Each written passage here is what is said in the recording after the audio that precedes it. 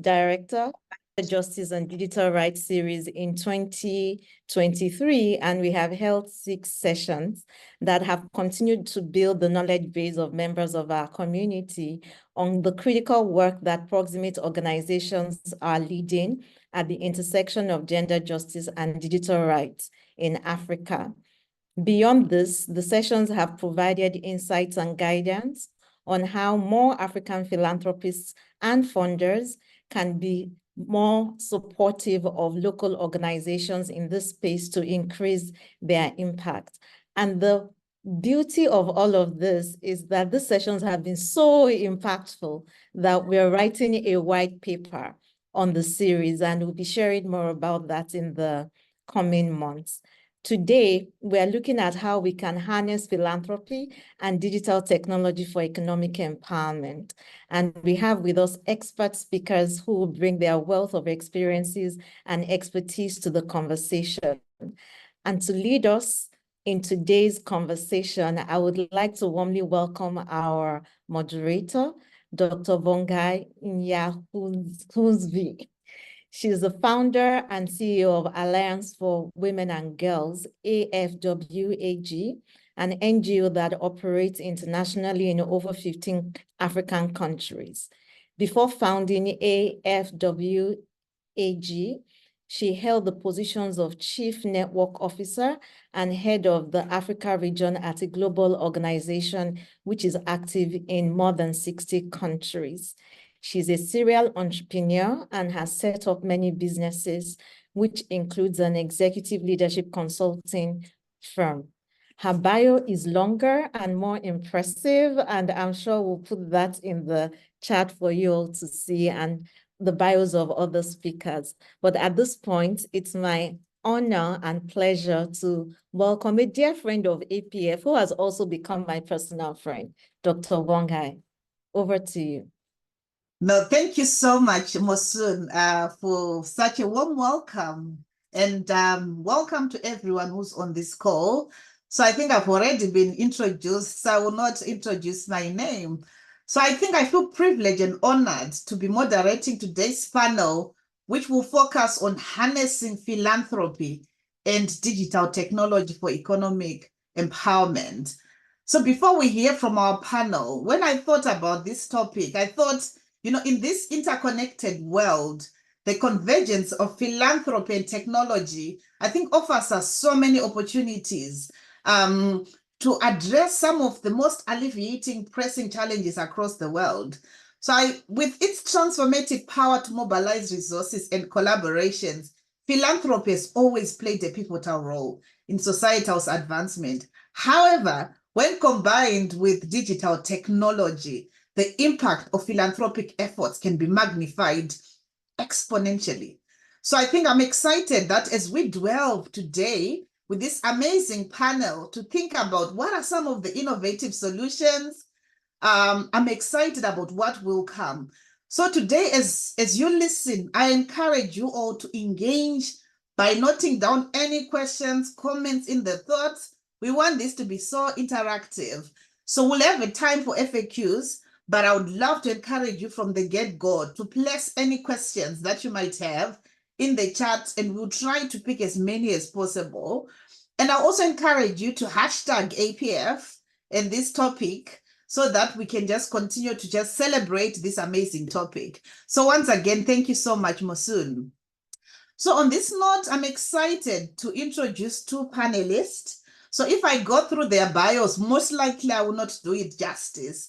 So I'm just going to hear first from Evelyn and then Samantha, who are going to briefly introduce themselves and share briefly their perspective on today's topic, which is harnessing philanthropy and digital technology for economic empowerment. So on that note, please help me welcome Evelyn and then Samantha to share their opening remarks on this topic. Thank you very much, Vongai, and thank you, Mosun, and thank you to the whole APF team. It's such a pleasure and an honor to be here to share my insights. My name is Evelyn Gatia. I'm the founder and CEO of Tekawat. Tekawat is a company that deals with emerging technologies. So your AI, your IoT, and all those emerging technologies. So we provide speaking engagements, thought leadership, corporate training, thought leadership, speaking engagements, and strategy development. I do wear many, and what we focus on at TechAward is the strategic aspect of these technologies.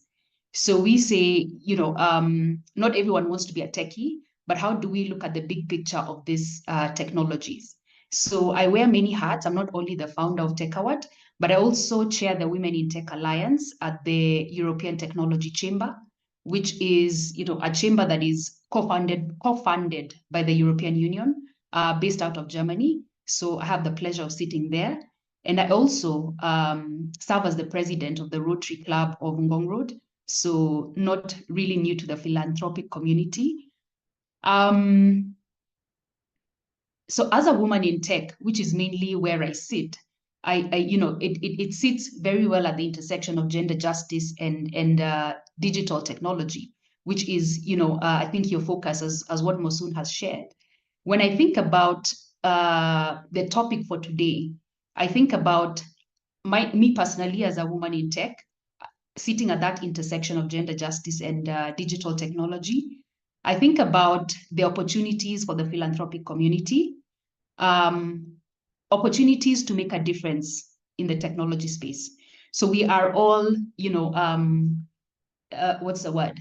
We're in the digital age. So all that we do, we have to, upskill ourselves in terms of digital technology. So what are those opportunities that are there specifically to women in technology, and that philanthropists can come in and leverage those opportunities? Also think about how we can leverage the strengths of the parties, of philanthropists, and also of women in tech. Awesome. Each has their own strengths. And so how do we leverage those strengths to bring that impact or that economic empowerment that we're looking at? Awesome. Thank you. I can't wait to hear more soon. I think I loved what you said, opportunities to make a difference. So I know very soon you'll be sharing more specific with us. Once again, welcome, Evelyn. Now I'll come to you, Samantha. Same questions. If you can briefly introduce yourself and just give us some opening remarks around this topic.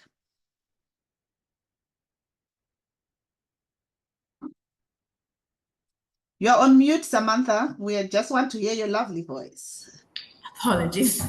So my name is Samantha Ifezilike. I'm the head of people and culture at Jobaman, Nigeria. So what we do in Jobaman is we have the bridge between unemployment and employment, right? And everything that has to do in the talent space, we play in that sector. We know very much that Africa has like the largest population of young people, and it's important that as a company, we play in that sector to equip the future generation, right? In 2050 now, 2030, we would have a lot of young people in the society in Africa and then beyond Africa. But it's important that we equip them with skills that would ensure that they remain relevant and also deliver to the economy. So beyond that, aside from my role as the head of HR at Jobaman, I also am the lead advisor for Nigeria happens. I'm also the lead advisor for the She's More campaign at Jobaman, Nigeria. So what I do predominantly is, look at the reports that are there for women and how can we partner with organizations, especially like-minded organizations, to drive these things. So I would take it into what the session is really about. So what I see the session today being, and what I hope that our take home would be eventually, is how well we're able to utilize technology to empower women to drive the economy, right? So growth, development, we know that there's a lot that we can do, especially in the gender section, especially with women. In Nigeria, for example, you know that in the informal sector, for example, you have lots of women playing in that sector.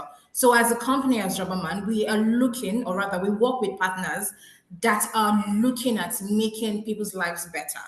And we are just that, we're just the middleman to ensure that those things are actually done. So we do this by either researching on areas that we need to be a part of, but generally, really, what we look at for is just equipping the young generation with Yeah. skills to grow our economy.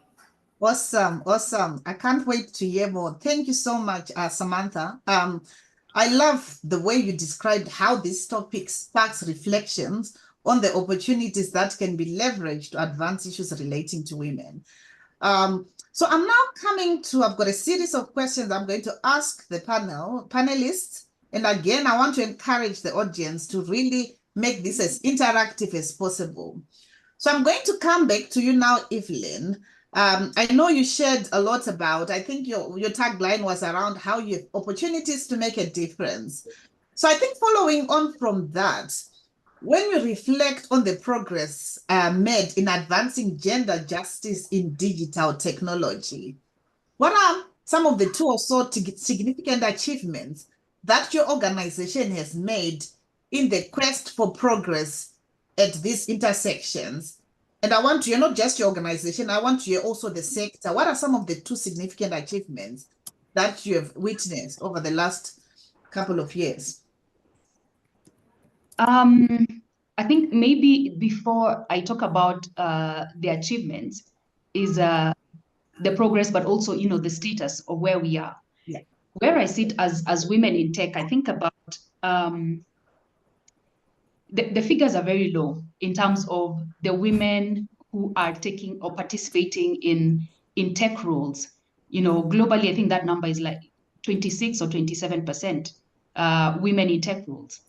And when you look at the number of women who have actually been funded in African startups. So there's a report by Patek which looked at the African startup landscape.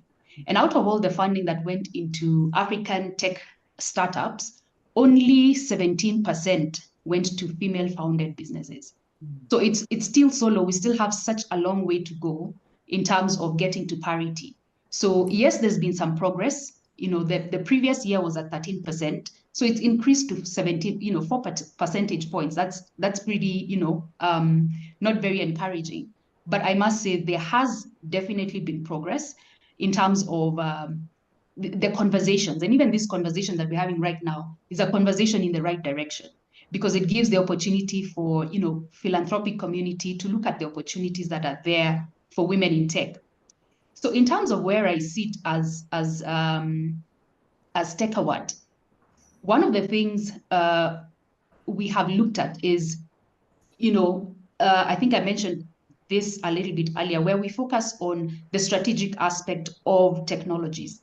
So when you think about women, so when you look at the number of 17%, you ask yourself, why aren't women getting the funding that they need? And is it that, the women actually presenting their proposals and they're declined, or is it, that they're not actually even presenting themselves?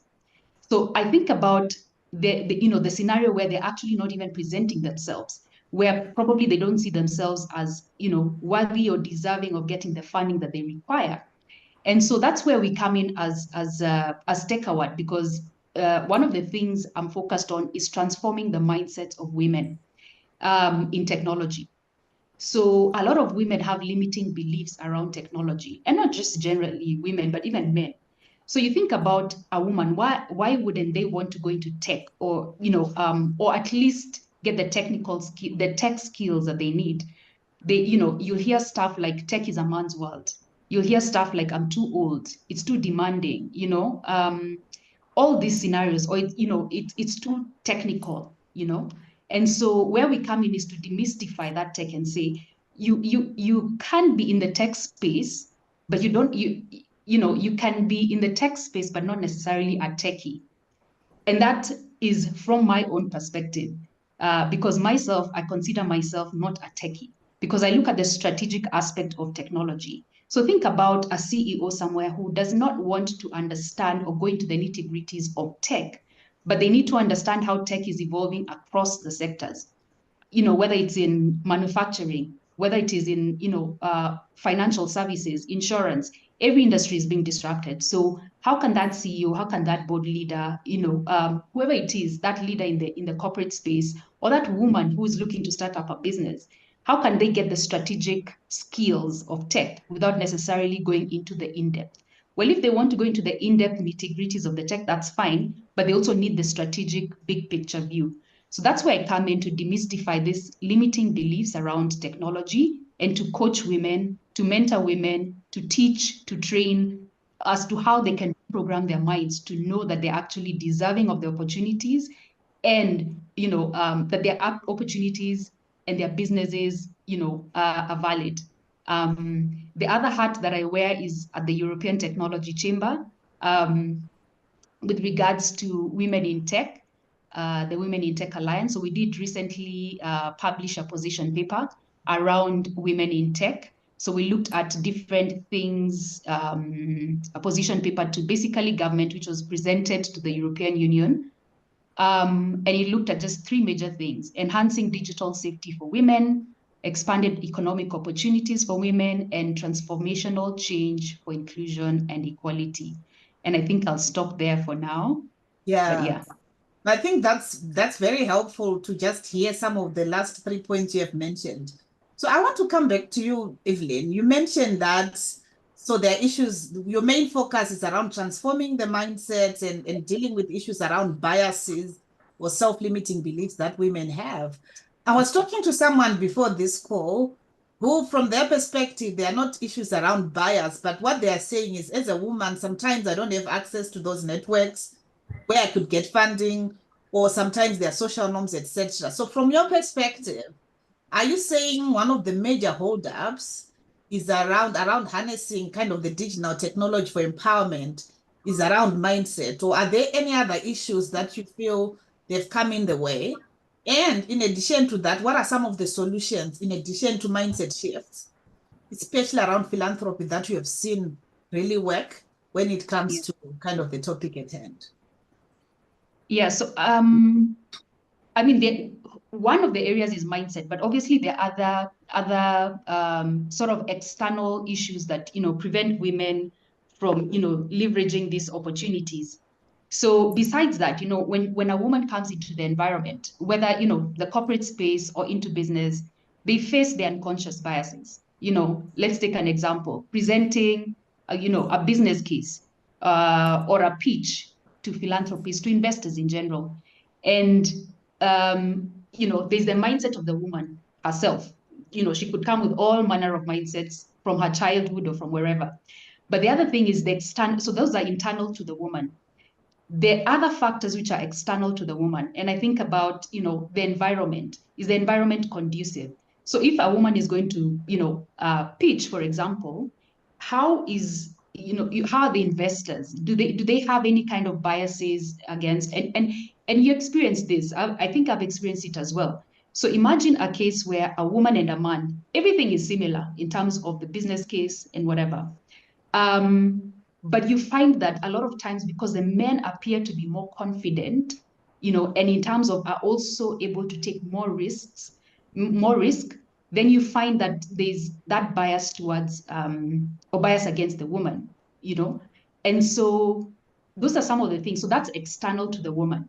So the gender stereotypes, there are other things as well. The opportunities may not be, like when you think about the corporate space, there could be unequal pay. There could be, the woman having to prove her worth. There could be, the inflexible work culture. So I think about all those, external kind of factors. Yeah. In addition to the internal ones that I mentioned about the mindset. Yeah. No, thank you so much. It's always good to just hear the different intersects of issues. So if I build on what you've just said, Evelyn, coming to you, Samantha, I think from what Evelyn is saying is there are so many other things that are coming in the way. Yet very soon we're going to talk about the solutions that are incredible. So I know that Jobaman is an excellent illustration of how digital technology can be used to drive economic empowerment for women. So Samantha, I know this is something Jobaman is doing well. So could you share with the audiences some of the specifics around this from a Jobaman's perspective, but also what you're witnessing when you think about the sector trends in general? Okay, thank you very much, Guy. So as you mentioned, Jobaman, we play in that sector, and we are with our partners. It's important that we also emphasize the need to have a very, I would say, gender balanced because with the report so far, you have more men in, especially when it comes to digital sector, right? You have more men playing in that sector. More of the numbers are coming from men. So it's important that as Jobberman, as a company for us, right, it's important that we ensure that whatever partnerships we're getting into, we're delivering these things. So now let me go down into what we've done really. So we're in partnership with Mastercard Foundation. And as I'd mentioned earlier on, we're preparing for the future. In preparation for the future, you need to ensure that everybody is a part of the future, right? We don't care if you're a woman or if you are confined by your gender or you feel like you cannot do certain things.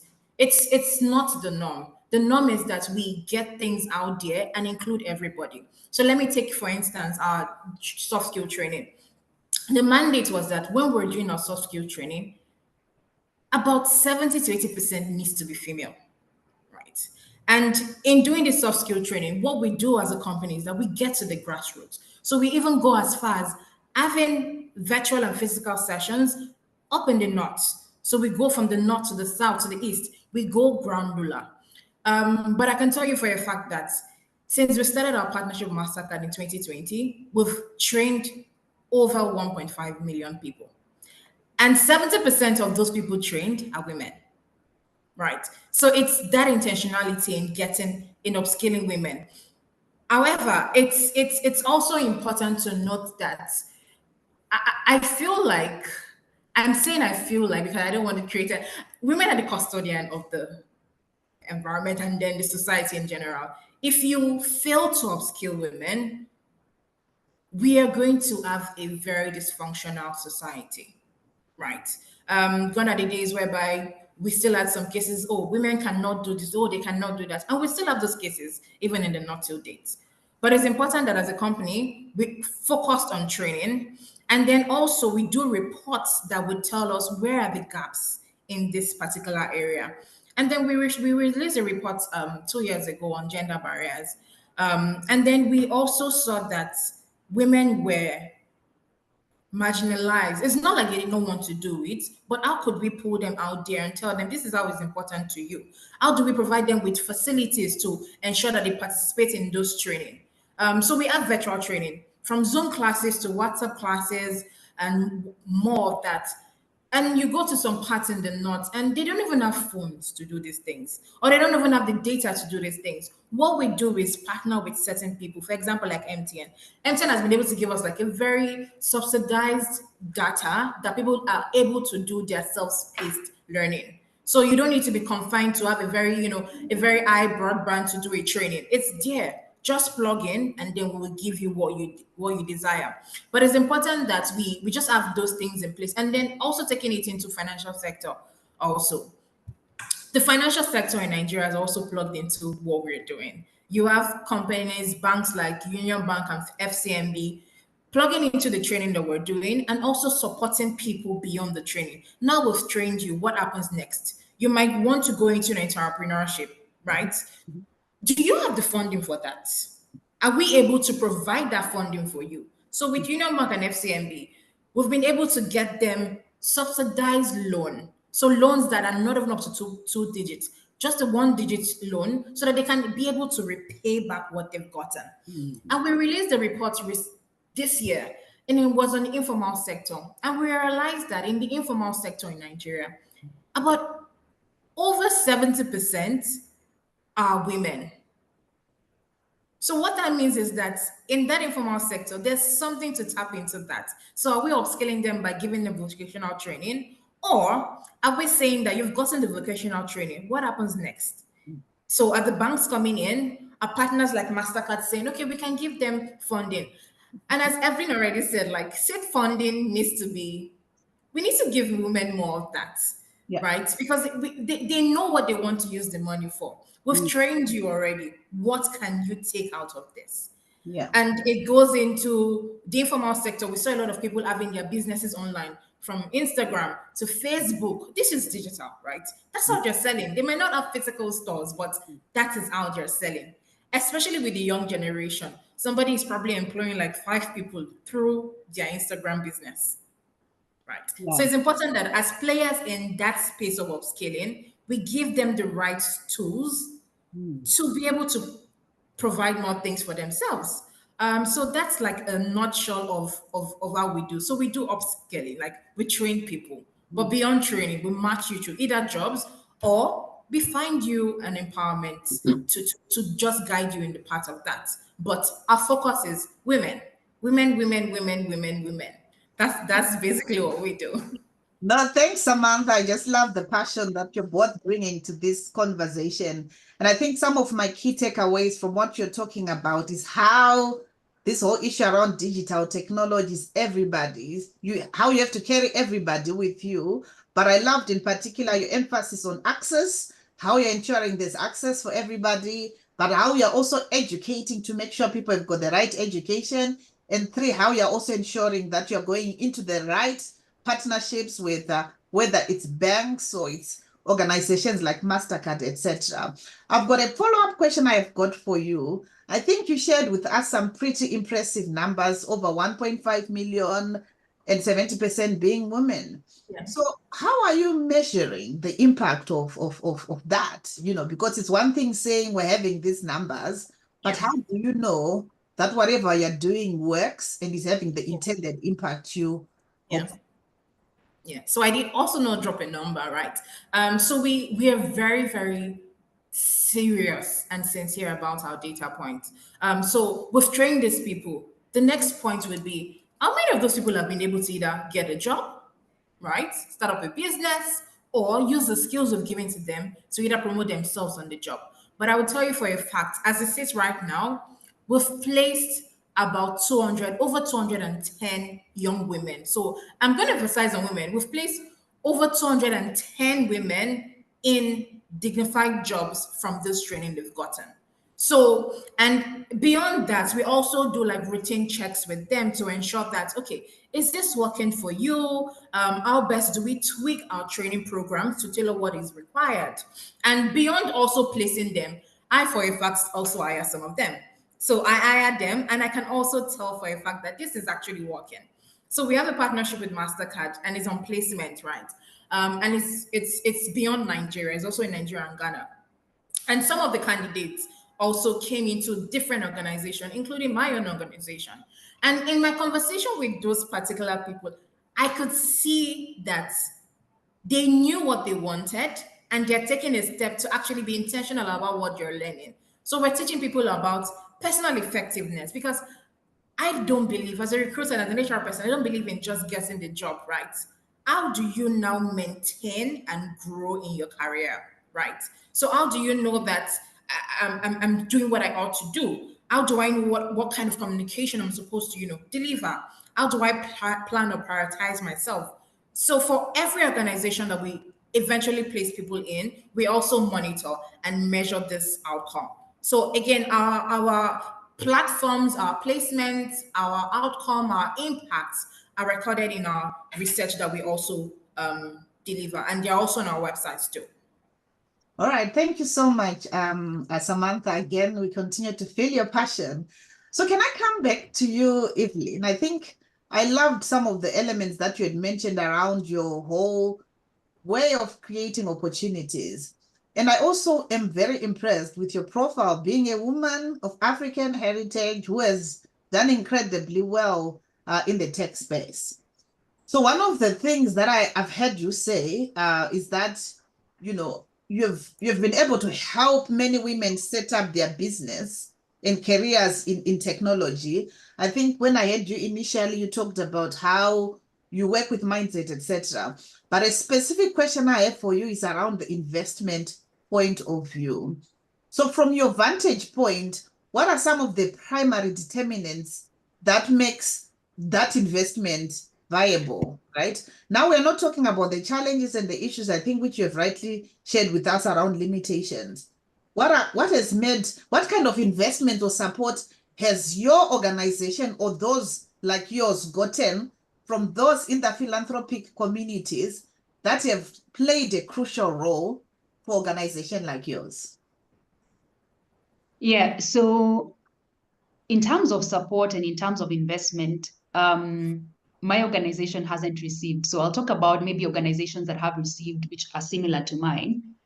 And I mean, you look at the different sectors that women in tech are playing in, whether it is in education technology, whether it is in health technology, agricultural technology, climate tech, and all that.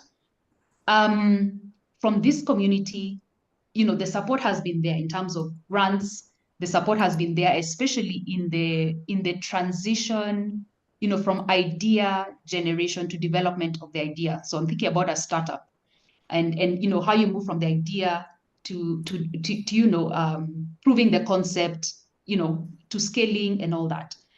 And so there are grants that come into the picture. There's also the support that you know, women in tech get in terms of training and upskilling from this community.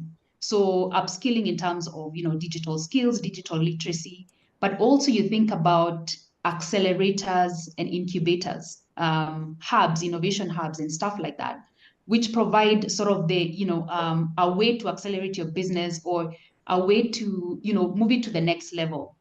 And in those, you know, in those scenarios, you find, you know, resources, you find grants, you find capacity building, you find, you know, networking opportunities, because that is so important. One of the things you find is that women generally, and I'm not stereotyping, generally shy away from networking.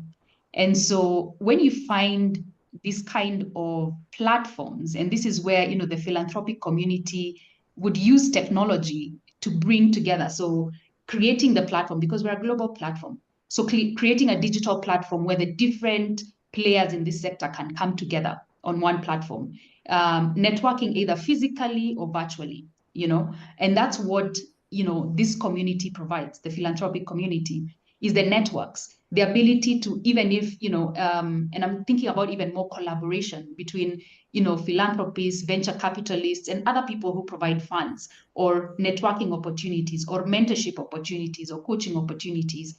So I've seen that coming in very handy in terms of not just the grants, but the capacity building, the networking opportunities, the mentorship in terms of entrepreneurship, entrepreneurship skills for women in tech, and also the women in tech skills, whether that is digital literacy or that is, you know, playing on the entrepreneurship side.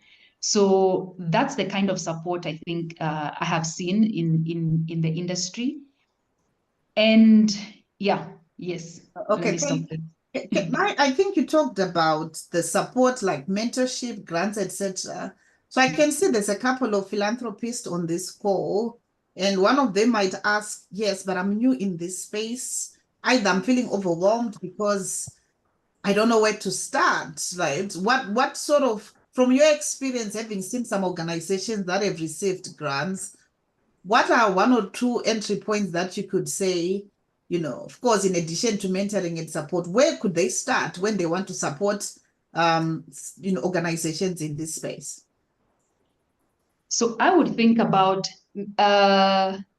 generally the topic of women in tech. I know that is very broad, but, you know, women in tech as a topic would then open the door for other things where you want to specialize maybe in a different sector, you know, or something very specific.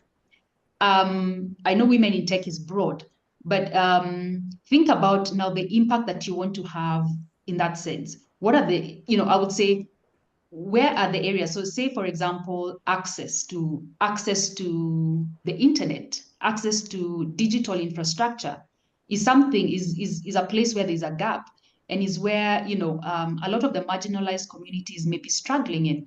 So we, you know, when you talk about shared prosperity, we cannot, you know, be advancing, yet the ones in marginalized communities are still struggling. So think about access to the internet, access to, you know, digital literacy, and education has a way of just, you know, has a way of opening our minds to opportunities. So I would say the areas that I would focus on if I was in their shoes would be education, for sure. Education in terms of literacy, the digital skills themselves, but also the softer skills, and, you know, like mindset coaching as well, but also think about other areas tied to education and tied to access to the internet. No, awesome. Thank you so much. I think what I'm picking from what you're saying is let's just not address the symptoms, but root causes. That it's one thing to give money, but it's another thing that's seeing what's coming in the way for these organizations to excel to their highest level. No, thank you so much for that. So Samantha, I'm going to come back to you. If you reflect on what Evelyn has just said, around the mindset, around addressing root causes, not just symptoms of, it's easiest to say, let's have many women, let's support this number of organizations. But reflecting on that, I know Jobaman also gets support to execute its initiatives from the philanthropical sector, because I think the topic at hand is how do we harness philanthropy so that we move this agenda forward? So in your opinion, in what ways has support from the philanthropic community been useful? And what are some of the shortfalls you have experienced? I know you mentioned MasterCard and what you have been able to do. Are you able, besides kind of giving the dollar, what else has been up in addition to giving the dollar? Sorry, how else has support from the philanthropic community helped? So I will speak broadly on Nigeria, for example. So as Evelyn had mentioned, education is very, very important, and that mindset shift is also important. What such partnership has done for us is also created more jobs for people, right? And also given employers the right skill sets to also grow your business. Right now, Nigeria and Africa in general is currently experiencing brain drain. We have a very top and highly skilled people off to Canada and Canada, America, wherever the case is. And then you're thinking, in the next 5 years, who then are we employing? Who then is growing our business? Who then is growing the economy? So what our partnership has done really beyond the exchange of funds is really create jobs for people, upskill people, give them that training that is required. So our training is not just on technical bits. Yes, we apart from the soft skill training, we also do financial literacy too and digital literacy, right? You get money. Do you even know how to manage the money you're getting? Even if you today you're supposed to get like $1, maybe you're being paid in dollars in Nigeria, for example. Do you even know how to either save, manage your money, do your finances as an SME owner or an entrepreneur? So we go in depth. And another thing we've also done is vocational training for people, for women also. Because it's important that apart from giving them those tools, do you know how to use those things we've given to you?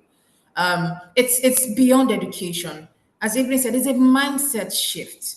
So what we even offer to people are even mentoring. We also do mentoring programs too for them, because it's important that we really tap the problem from the root cause as opposed to just fixing it, right? I believe that if people have that mindset shift, it does go a long way. And another thing too, it's we've been able to, with our partnerships and what we've done, we've been able to bring out numbers and data about places and results or topics that have not really been explored in Nigeria and Africa because of what we've done. Now we've done this, what has been the impact on this? It's important that we also prepare reports and research to also back what we've done. And in so doing, we're now intentional about it that if somebody wants to come into Africa to invest, you have money to just do something. We have reports that are already ready on areas that we have shortfall in, right? So the gender issue came up because we had started the soft skill training, and then noticed that we're mostly getting males subscribing for the soft skill training. So why are female numbers this way, right? So we tweaked it that way. Now we're saying that, okay, apart from the employment, people are getting their normal, proper office skilled work, but there's a missing part, right? Which is the informal sector, which is yet to be untapped, right? There's a lot going on in that informal sector. So beyond that also, I will touch a bit on this, on policy advocate, right? What we've done so far, right? How can we now partner with our government to just streamline things? How can we take it back to the schools? For me, I feel like it's important that every university include soft skills or strategic thinking as part of their curriculum, because that's what hiring managers are looking out for. That is also what will make you excel in your career. So I've said that we've talked about like launching different initiatives for women. We're talking about using those details to also get research on areas that are needed. So that is part of what we've done. So beyond what we've gotten, but I also think that it's not really a downside. But a case whereby you just give people get things free of charge, but you don't really appreciate the value of what you've gotten. So that mindset shift is also what we're trying to tell our young generation. Like, yeah, you might have gotten it this way, but this is something that you ought to take very, very serious. Yeah. Like you ought to take it very serious, very personal, like you paid for it with your own money. And also look at what you will gain from it. So beyond just saying, okay, yeah, I got this notification to attend this class. It's important to ask yourself, what do I hope to gain from this class? And how would it impact my future? So we ensure that we do this. But I also think that in the grand scheme of things, hold for a second, Samantha. I keep saying, love the strength and passion you bring to this. But if you hold on to the thought that you have, because I think there's a good chain that you've talked here about how, again, this is everybody's business, from how are we ensuring we've got policies that are prevalent to help in this space. I loved how you talked about how ensuring there are the right partnerships at all levels from the government. You talked about schools, university, etc. I think that is awesome. I've got a question that I would love for you both to, like in 1 minute, answer before I kind of start to round up our discussion. I think there's a question that just came through the private box that was saying organizations working in gender justice used to be said to squander funds. As a new funder, I think it's from a funder. As a new funder, is there a way to work around this and identify credible organizations? So basically, this question is saying, you know what, as a new funder, how do I know which organizations to come around? And are there any ideas on what could be done to ensure that we are supporting credible organizations? So I'm going to ask you in 60 seconds or less, what are your thoughts on this question? Starting with you, Evelyn. I think not being an insider into this community, but let me try and see how I can share, my top level thoughts. I think this is a general, it's actually a general, what can I say, problem, for investors.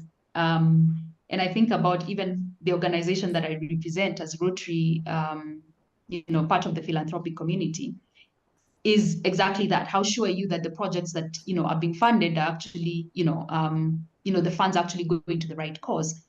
And all I can say is due diligence. So, due diligence, whether if you're investing directly into this, into an organization, an individual organization, do your due diligence.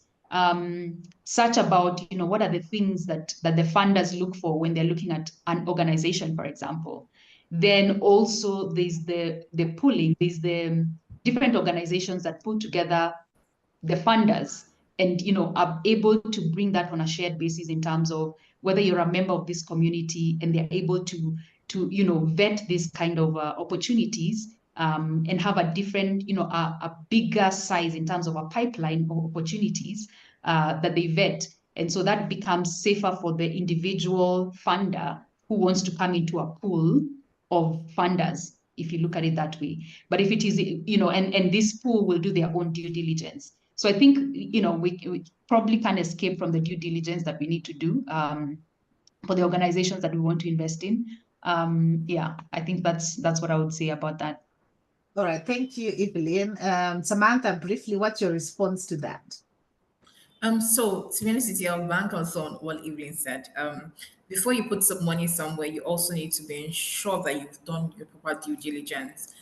So this, just check around, like, have they done things, are they credible, what are their track records, and much more. Like, does it even align with what you want to do? Because I think beyond doing the due diligence, is there an alignment, right? Some people are into funding things relating to youth. Some people are into health. Do this entire thing, does it really relate to what I'm doing? Is there an alignment with my own business or whatever I want to do with what you're doing? So this would also go into your due diligence, but I feel like alignment and that being in sync is something that is very, very crucial. Because it just would feel like you're putting a square hole in a square peg in a hole, like it just would not fit. So that alignment is very, very essential.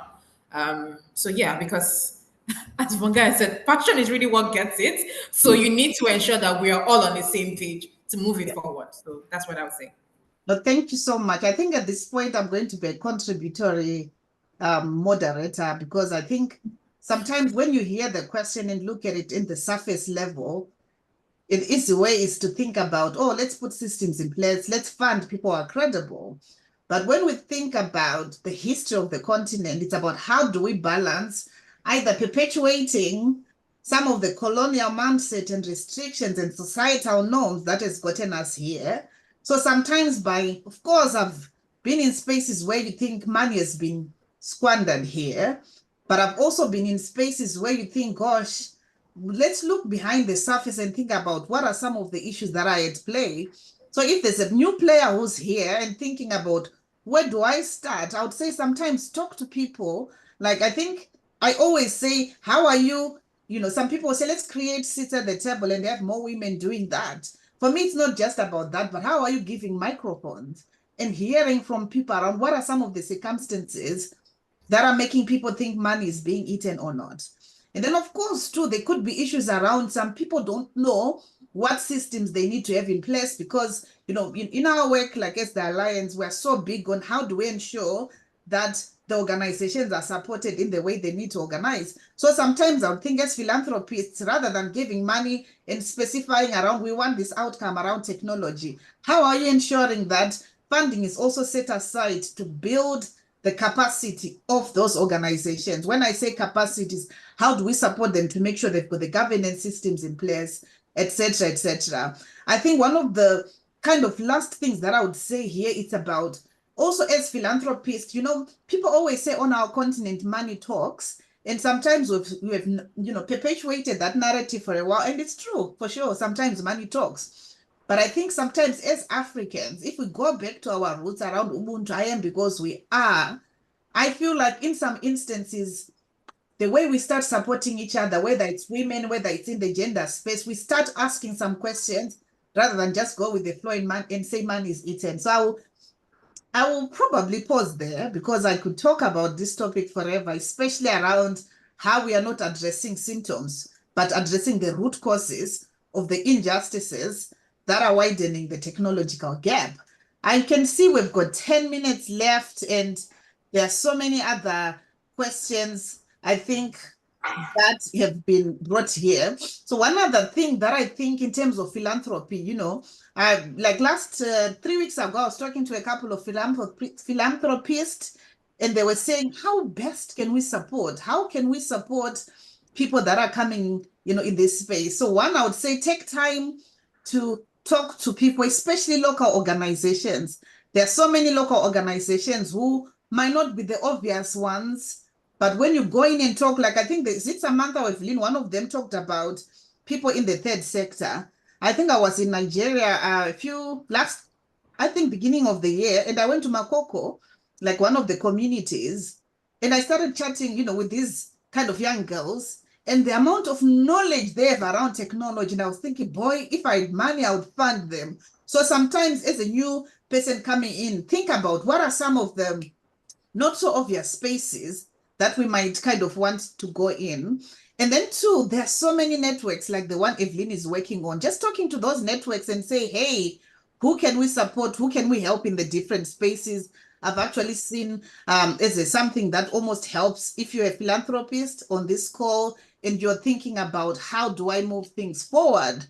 And then I think the third part is like, just give room to creativity and innovation, especially now with artificial intelligence and all these other things. Sometimes philanthropists say, we want to give to proof of concept. But sometimes proof of concept is not there. So what's our appetite with risk? I'll probably pause there and say there's so many levels. I think this is an interesting topic. I can see so many questions that are coming my way, but I would love to just give the panel, like if you were to think back to the topic of today, which is harnessing philanthropy and digital technology for economic empowerment. What would be your closing remarks? Like if, we've got all sorts of people on these calls, we've got implementers on one hand who are interested in this topic and say, hey, I'm actually struggling to find funding, right through to movers and shakers and people with deep pockets who are on this call who are saying, hey, we're interested in you in this area. We want to know how can we support? What advice would you have if you have got a minute or two to give your advice? What would you say to them? So I'll start with Evelyn, and then I'll come to Samantha, and I would love for you guys to answer the question. And what's your key takeaways, and what advice would you give?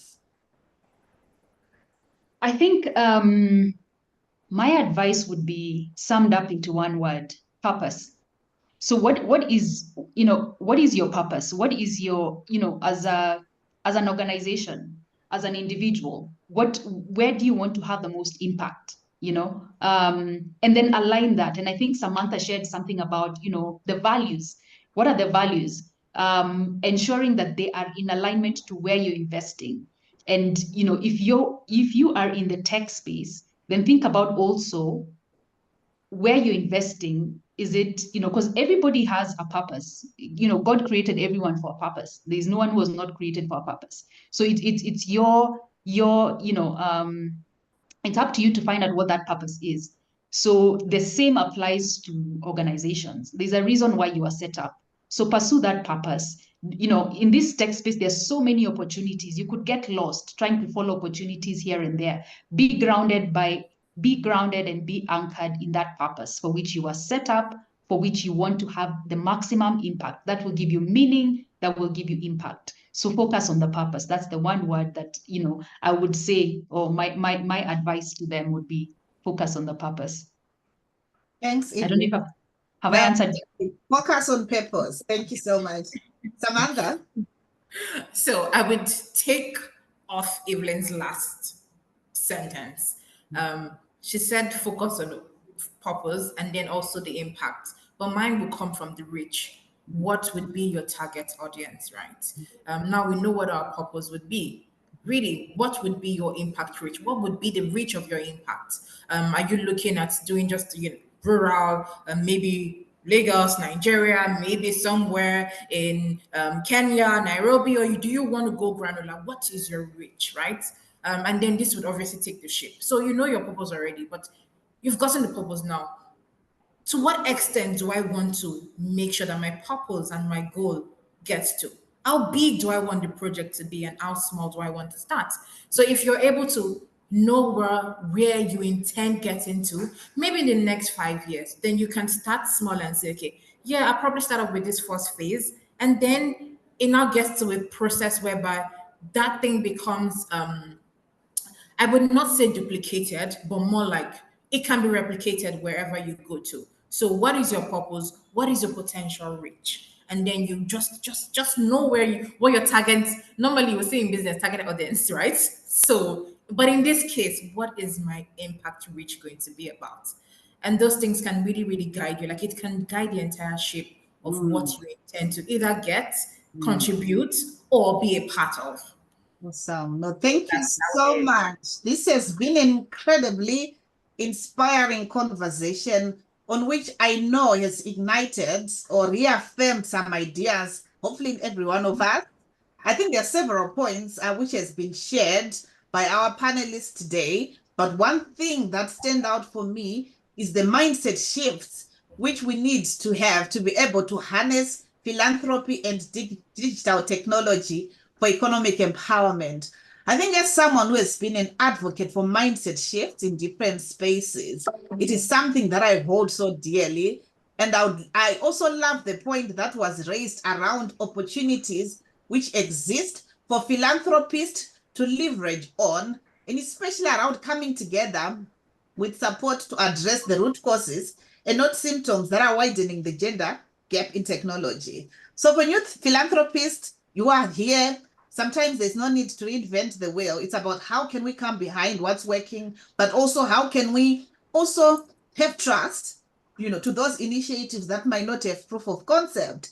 So you know what, I could go on and on because, I love that. But I already know that the Africa Philanthropy Forum is putting together a comprehensive white paper, which hopefully we all look forward to seeing. So thank you once again to our other amazing panelists, Evelyn and Samantha, for sharing so generously. And I think thank you so much to Monsoon and your team for just allowing us to just hang out this afternoon and have so much fun. So I'll hand over the microphone back to you, Monsoon, and thank you so much for allowing me to moderate this. Thank you so much, Bongai. You have done an amazing job of wearing two hats as a moderator and also as a contributing speaker. We really appreciate it. It's been very engaging. You bring so much passion and energy to the discussion. I'm wondering if my tone is, at the level at which you have raised this conversation. Thank you for steering the conversation in the right direction and pulling out the salient points. Thank you, Evelyn. Thank you, Samantha. We really appreciate the thoughts and insights and experiences that you brought to bear as we shared with members of our community. The beauty of APF is that we have a rich community of philanthropists and also practitioners that have joined this call. And there's so much to learn. And I also always go away from this session with a lot as well. We do all this work. Yinka is here. Thank you for putting this together. And, we have an idea of what it would be, but then it's very different when we get here, but we're always pleasantly surprised. So thank you for adding value to the conversation and adding to this series. I mentioned at the beginning that we've been having this series since 2023, and we'll continue to have them for the rest of the year. And we're very excited about the white paper that we have coming up and which we would share with the community. I would like to say thank you to Mr. Yebodi. He stayed all through. Our board chair is on this call. Super excited that he made the time to join us. Thank you. And for everyone who made the time out of their afternoon or evening or morning, depending on where you're dialing in from. Thank you. And we'll share more information with you about the next session. But I will not stop without letting you know that our conference is holding in Marrakesh, October 27th to 29th. You must have received information about it. If you haven't registered, register. Don't think you know me and would open a slot for you. If it's filled, it is filled. So sign up now and join us in Marrakesh. We're really looking forward to having you. Thanks again, everyone. Thank you. Thank you. Bye. Thank you so Bye. much. Thank you. Thank Bye, you, great everyone. leaders. Bye.